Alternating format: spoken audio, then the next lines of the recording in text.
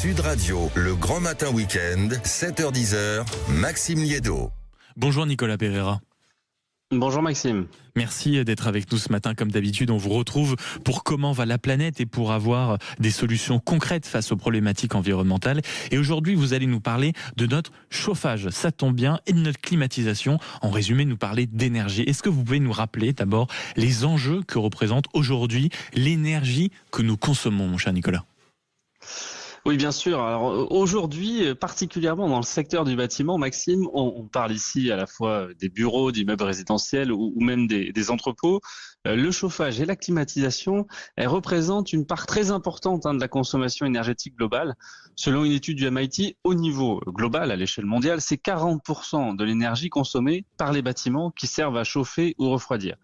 Si on vient en France maintenant, le bâtiment, au sens large, il pèse à peu près la moitié de l'énergie consommée, donc c'est assez similaire, et constitue l'un des plus gros contributeurs aux émissions de CO2, et plus précisément, puisque vous en avez l'habitude, les systèmes traditionnels de chauffage et climatisation, dont l'énergie utilisée majoritairement du fossile, notamment quand on parle du chauffage, sont très émetteurs. Au sein du parc bâti français, 75% des émissions proviennent des usages thermiques, chauffage ou refroidissement.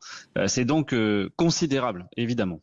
C'est considérable. Et c'est ici, Nicolas, qu'en réalité, vous nous présentez une solution. Et aujourd'hui, vous allez nous parler d'une entreprise qui s'appelle Axenta et comment elle essaye de répondre à cet enjeu. Absolument, et nous partons cette semaine près de Paris, à Boulogne-Billancourt plus précisément, où est implanté Axenta, qui a inventé un système très innovant et prometteur. Il allie la géothermie et le stockage thermique intersaisonnier.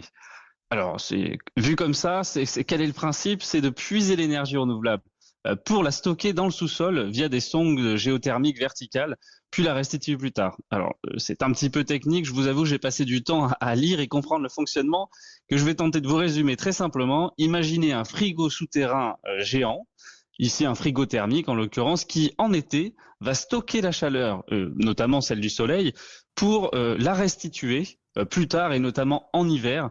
C'est le principe en fait, comme on stocke de la nourriture dans le frigo, et donc en hiver cette chaleur va être restituée. Tout ceci est évidemment automatique et géré par un système informatique qui sait combien et quand cette chaleur doit être restituée aux différents moments de la journée en fonction notamment de la météo. Et concrètement, est-ce que, mon cher Nicolas, on a déjà des résultats pour cette entreprise ? Est-ce que ça marche ? Et surtout, est-ce qu'on fait des économies avec ce système ?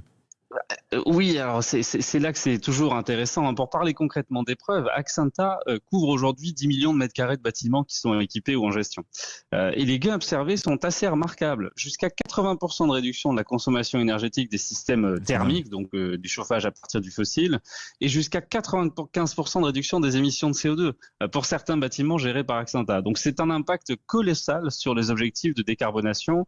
Et une solution, on peut le dire, qui est véritablement efficace.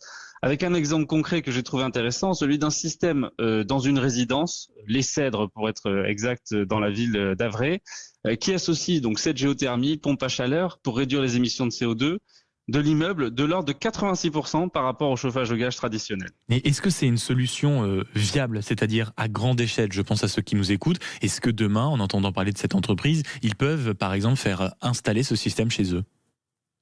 Alors, c'est un peu plus complexe que ça parce qu'à ce jour, la solution, elle est plutôt adaptée aux résidences. Donc, il faudrait que l'ensemble de la résidence choisisse d'adopter ce système de chauffage et plutôt en périurbain car il faut un peu de terrain accessible pour installer donc ce fameux frigo souterrain qui se matérialise par des sondes souterraines.